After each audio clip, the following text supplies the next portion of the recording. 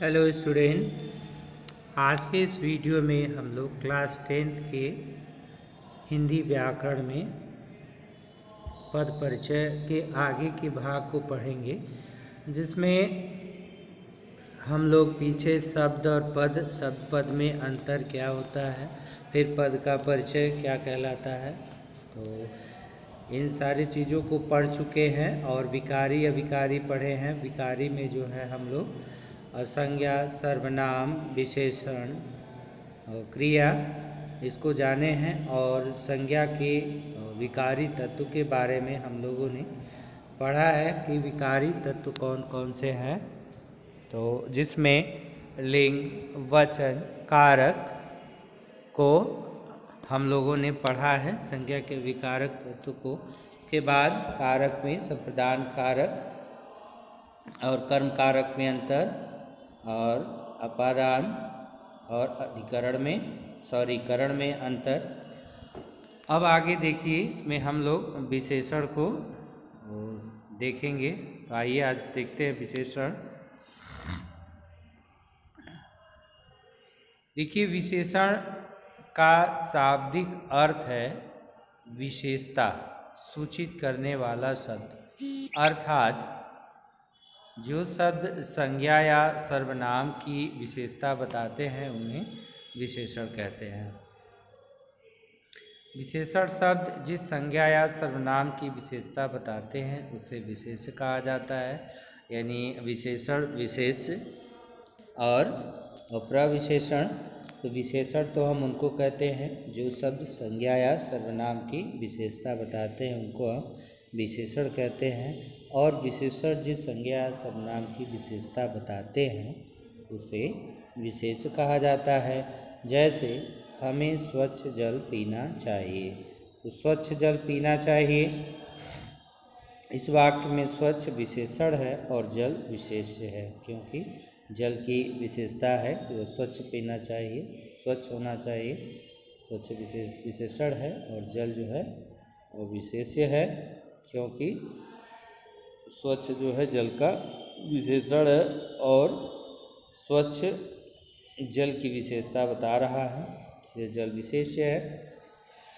कुछ शब्द ऐसे होते हैं जो विशेषण शब्दों की विशेषता बताते हैं। विशेषण शब्दों की विशेषता बताने वाले ऐसे शब्दों को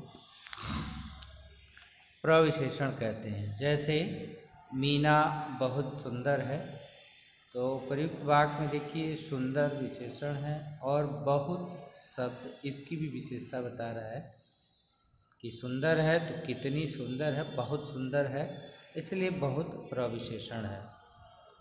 विशेषण शब्द जब विशेष से पहले प्रयुक्त होते हैं तब उद्देश्य विशेषण और विशेष के बाद क्रिया से पूर्व प्रयुक्त होने पर विधेय विशेषण कहलाते हैं। जैसे उद्देश्य, देखें उद्देश्य विशेषण मीठी वाणी से सबको वश में किया जा सकता है। विधेय विशेषण जिस व्यक्ति की वाणी मीठी होती है वह सबको वश में कर लेता है। विशेषण का लिंग वचन कारक विशेष के अनुसार ही होता है। प्रायः विशेषणों में परिवर्तन नहीं होता, परंतु कुछ आकारांत विशेषण लिंग और वचन के अनुसार अपना रूप बदल लेते हैं। जैसे काला कपड़ा, काले कपड़े, काली साड़ी के विशेषण के भेद कि विशेषण होते कितने प्रकार के हैं, देखें इसमें विशेषण के निम्नलिखित 4 भेद होते हैं। विशेषण के निम्नलिखित 4 भेद होते हैं। पहला आपका है गुणवाचक विशेषण। इसमें जिन विशेषणों से विशेष के गुणों यानी गुण, दोष, रूप, रंग, आकार, प्रकार, अवस्था, दशा, स्थिति आदि का बोध होता है उन्हें गुणवाचक विशेषण कहते हैं। जैसे दयालु, उदार, अच्छा, बुरा, स्वस्थ, कमज़ोर, वीर, अमीर, गरीब, खट्टा, मीठा, शहरी, चिकना, कठोर, ऊपरी, बाहरी, ठंडा, भारी आदि। दूसरा है परिमाणवाचक विशेषण। जिन विशेषणों से विशेष्य की मात्रा यानी माप तौल का बोध होता है उन्हें परिमाणवाचक विशेषण कहते हैं। परिमाणवाचक विशेषण के दो भेद होते हैं। परिमाणवाचक विशेषण के दो भेद होते हैं।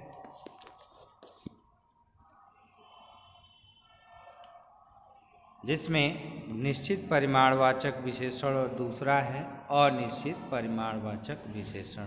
तो पहले हम देखते हैं निश्चित परिमाणवाचक विशेषण को। जैसा कि आप नाम से ही जान पा रहे होंगे कि निश्चित यानी जो निश्चित मात्रा को बताए, जैसे 5 किलो चीनी, 3 किलो दाल, 4 मीटर कपड़ा और 2 लीटर दूध आदि।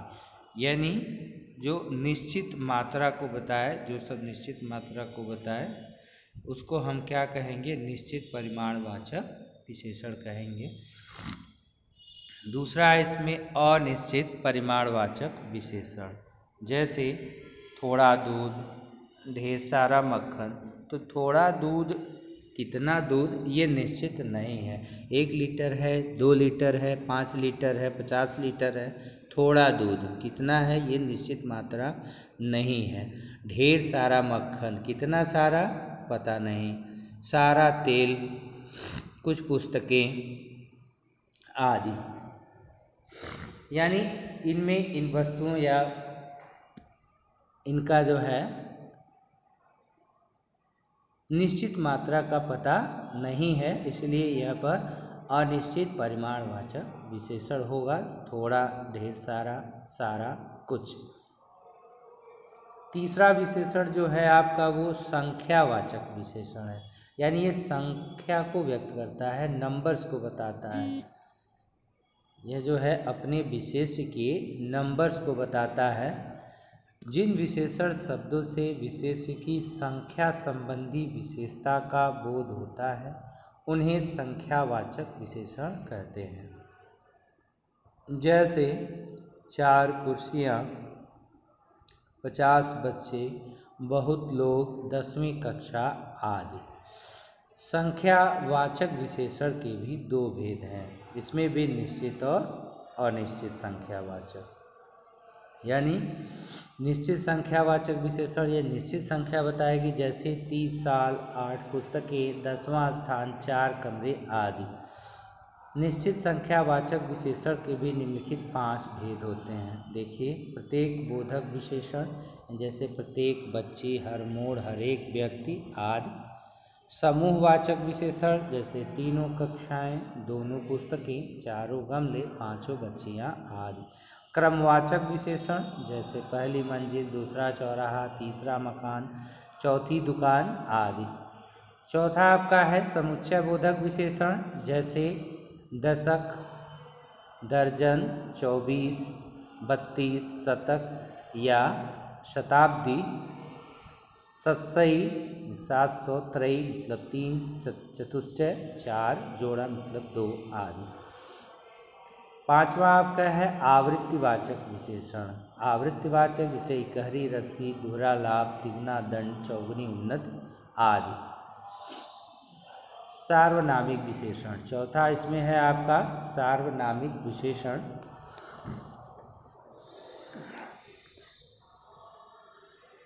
देखिए, जब सर्वनाम शब्द संज्ञा शब्दों से पहले लगकर उनकी विशेषता बताते हैं तो उन्हें सार्वनामिक विशेषण कहते हैं। यानी जो सब संज्ञा के स्थान पर प्रयुक्त होते हैं वो तो सर्वनाम कहलाते हैं, लेकिन कभी कभी ऐसा होता है कि कुछ सर्वनाम शब्द संज्ञा से पहले आते हैं। तो जो सर्वनाम शब्द संज्ञा से पहले आते हैं तो वो सर्वनाम न रह करके सार्वनामिक विशेषण बन जाते हैं।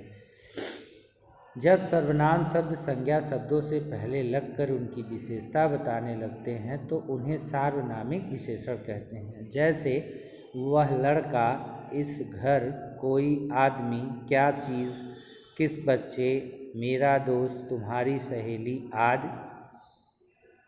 इन उदाहरणों में मोटे छपे शब्द वैसे तो सर्वनाम हैं, किंतु विशेष्य से पहले लगकर ये विशेषण का कार्य कर रहे हैं, अतः ये सार्वनामिक विशेषण है।